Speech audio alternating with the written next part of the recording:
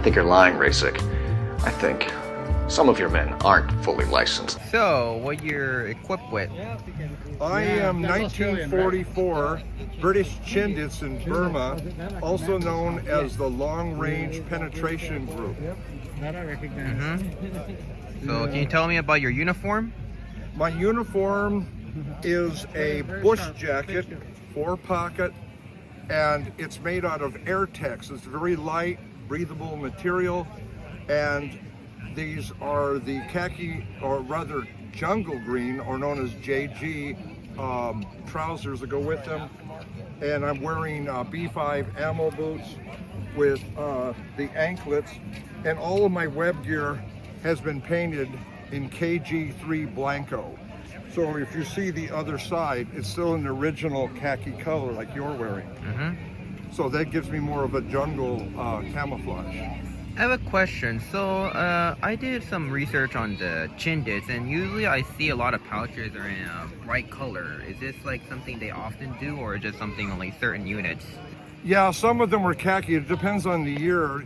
They were operated in 1943, so the Blanco may not have been used at first. By 1944, they might have gone with the Blanco to blend in more.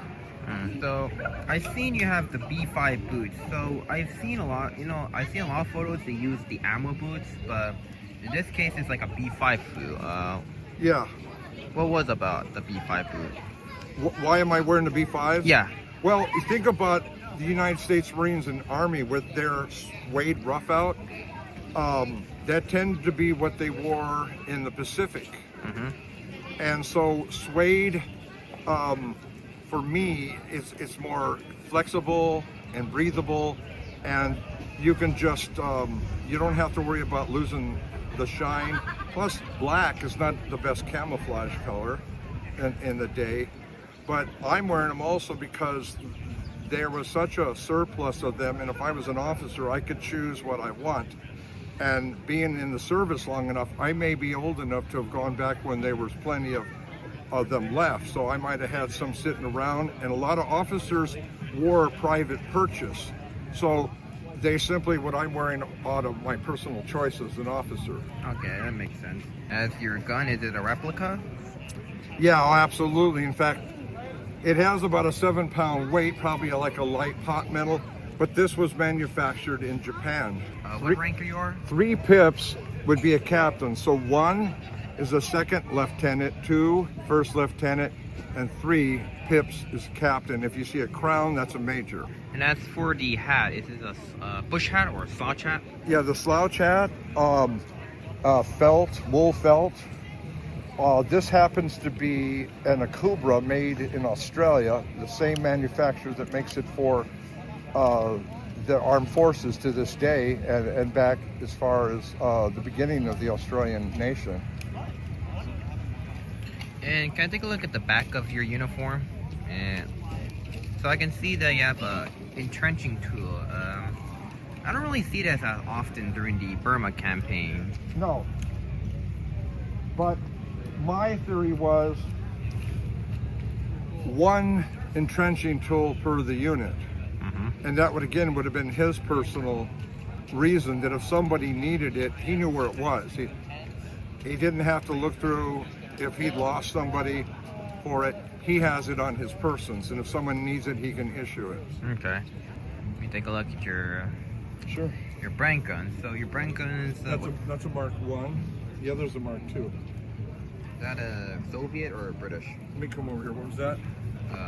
British? Yeah. Yeah, General Service Cap, GS Cap. Okay. These pieces here belong to Joseph doing the Desert Rat, so he can tell you a little more about his kit. He's got his housewife there. The old bristle brush. Some of those way back were pig bristle hair. Alright, so for the Desert Rat, what kind of equipment you have? Well, I'm also using the P38 like he does, but it's not Blanco. And this is the gas mask carrier, because they still use chemical warfare at that time. But you can see it's almost the same configuration The only difference that I have is I have like a World War I bayonet, which goes with this. I think this is the pattern 08. Yeah, with the this is SMLE. yeah, this is the pattern 37, and this is the only one that's kind of out of place. But we use the World War I Enfield to go with it. You're a paratrooper, right? Yeah, this is paratrooper uniform, standard issue. Denison. Yeah, it's got the wool trousers, regular ammo boots, but most of my equipment is on the actual para Jeep. Is it the paratrooper models or just the regular battle dress? These are regular battle dress. We had both, jump pants and battle dress, but they were all the wool. The paratroopers have the side pockets on side, right? Yeah, bigger pockets. Yeah. Can you show us your paratrooper webbing? Yes.